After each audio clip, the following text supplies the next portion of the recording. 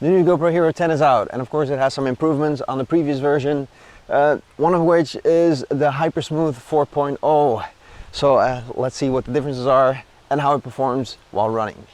The Hero 10 has a new processor chip, the GP2.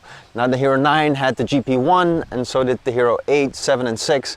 So it was about time for an update on that. The new processor chip means better performance and more speed. And for the specs, it comes down to pretty much everything doubling. You can now film in 5.3K at 60 frames per second. In 4K, you can film at 120 frames per second. And for those high action shots that you want to have buttery smooth slow motion, you can now film 2.7K at 240 frames per second. Now there are a bunch of different improvements on the Hero 10, like 23 megapixel photographs, better connectivity, less lag in the front and back screen, and these are great improvements, but the things that are most important to me and the way that I mostly use my GoPro is the stability and image quality. Hypersmooth 4.0 is said to be better than 3.0. Now, there's not a lot of information out there to say what that difference is or how much better 4.0 is, so I'm curious to find out how much better the Hero 10 will perform. Now, the horizon leveling should be a lot better. Before on the Hero 9, it would go up to a 27-degree angle. Now with the Hero 10, it goes up to 45 degrees. It's also said that it should perform better in low light conditions. Now this was an issue with the Hero 9 when it came out, especially while using the Hypersmooth. It really had a hard time in low light conditions. And if you like the live stream, you can now use Hypersmooth while filming in full HD to make your live streams a lot smoother. Now let's see what the difference is in stability between the Hero 9 and the Hero 10. Now the image quality is set for flat, and I'm not going to do any color correction or any stability in post, so what you see is straight out of the camera.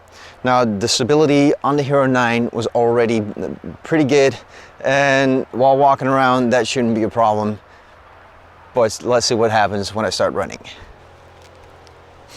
Okay, so now I'm just walking straight ahead with both cameras pointing ahead, and now panning to the left to see if maybe there is a bit of a difference there, because I can't hold it as straight as I do when I'm just walking straight. This should look pretty decent, I think, so let's see what happens when I start running.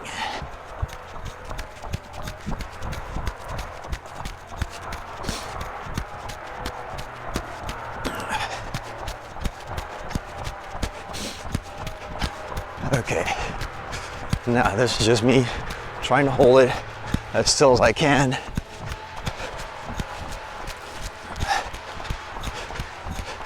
As steady as possible.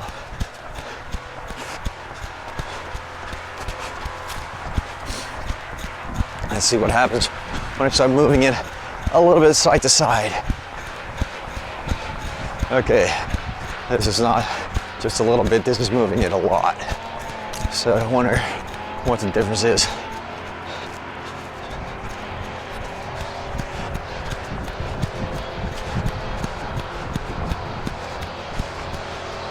Okay, let's see.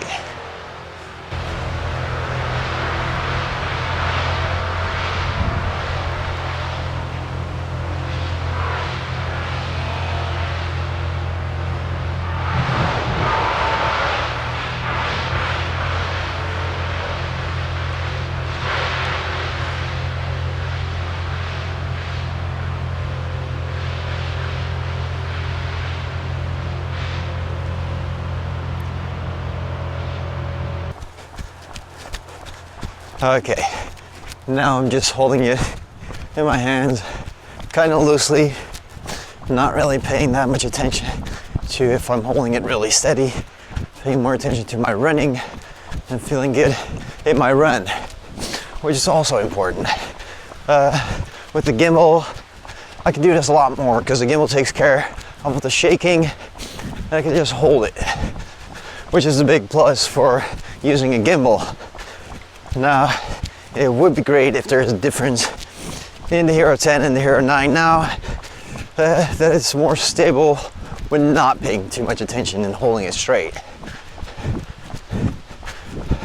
It is now pushing forward and backwards a little bit with my arm, and yeah, moving from side to side a little bit.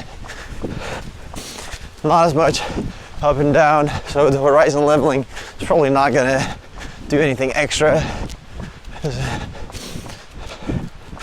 But yeah, curious to see if there is a big difference there. Now the difference in stability between the Hero9 and the Hero10 are not that big. The horizon leveling, however, could make a big difference depending on the type of action shots that you make. Is it worth upgrading to the Hero10? Now you need to consider what you're using now and what is important for your filming. If you're using a Hero8 or an earlier version, then now might be a great time to upgrade. If you're using a Hero9 and all that you care about is the stability, the Hero9 already does a great job at the stability. The Hypersmooth 3.0 works really well, so it might not be that much of a difference to you.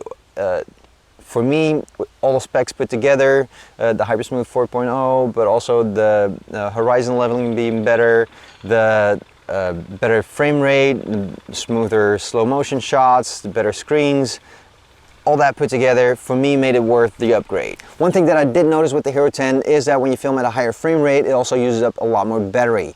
I took the camera to a race and I was filming for 20 minutes when the camera overheated and completely drained the battery.